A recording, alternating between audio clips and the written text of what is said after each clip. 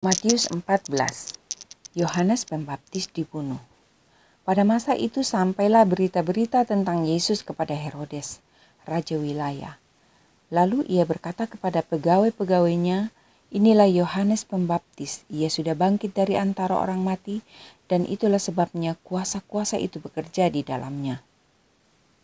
Sebab memang Herodes telah menyuruh menangkap Yohanes, membelenggunya dan memenjarakannya, berhubung dengan peristiwa Herodias, istri Filipus saudaranya.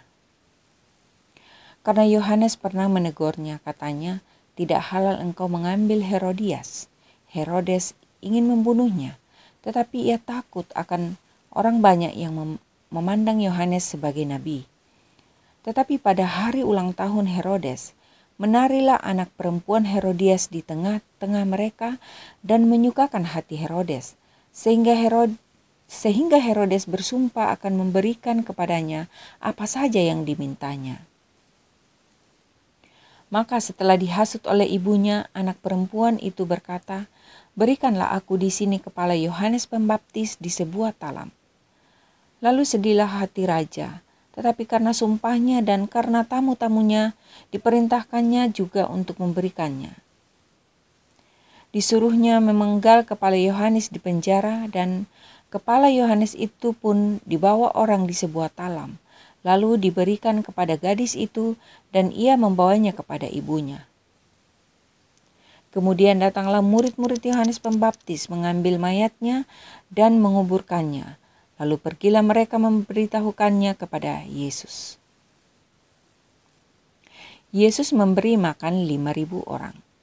Setelah Yesus mendengar berita itu, menyingkirlah ia dari situ dan hendak mengasingkan diri dengan perahu ke tempat yang sunyi. Tetapi orang banyak mendengarnya dan mengikuti dia dengan mengambil jalan darat dari kota-kota mereka. Ketika Yesus mendarat, ia melihat orang banyak yang besar jumlahnya. Maka tergeraklah hatinya oleh belas kasihan kepada mereka, dan ia menyembuhkan mereka yang sakit. Menjelang malam, murid-muridnya datang kepadanya dan berkata, "Tempat ini sunyi dan hari sudah mulai malam. Suruhlah orang banyak itu pergi supaya mereka dapat membeli makanan di desa-desa." Tetapi Yesus berkata kepada mereka, "Tidak perlu mereka pergi, kamu harus memberi mereka makan." Jawab mereka, "Yang ada pada kami di sini hanya 5 roti dan 2 ikan." Yesus berkata, "Bawalah kemari kepadaku." Lalu disuruhnya orang banyak itu duduk di rumput. Setelah diambilnya 5 roti dan 2 ikan itu, Yesus menengadah ke langit dan mengucap berkat. Lalu memecah-mecahkan roti itu dan memberikannya kepada murid-muridnya.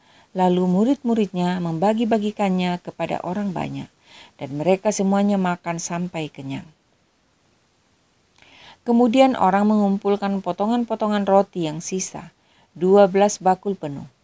Yang ikut makan kira-kira 5.000 laki-laki, tidak termasuk perempuan dan anak-anak.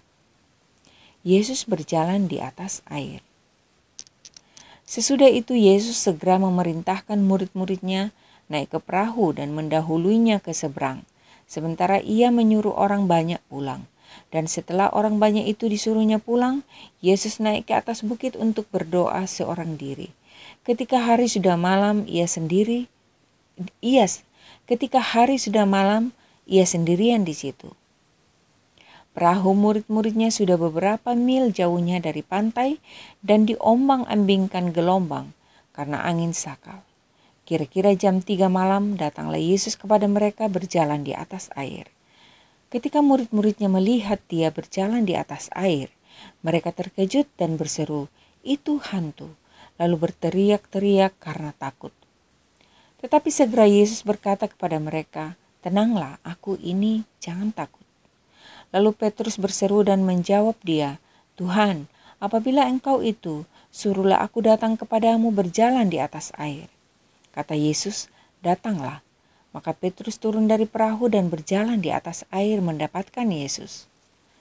Tetapi ketika dirasanya tiupan angin, takutlah ia dan mulai tenggelam lalu berteriak, "Tuhan, tolonglah aku." Segera Yesus mengulurkan tangannya, memegang dia dan berkata, "Hai orang yang kurang percaya, mengapa engkau bimbang?" Lalu mereka naik ke perahu dan angin pun redahlah.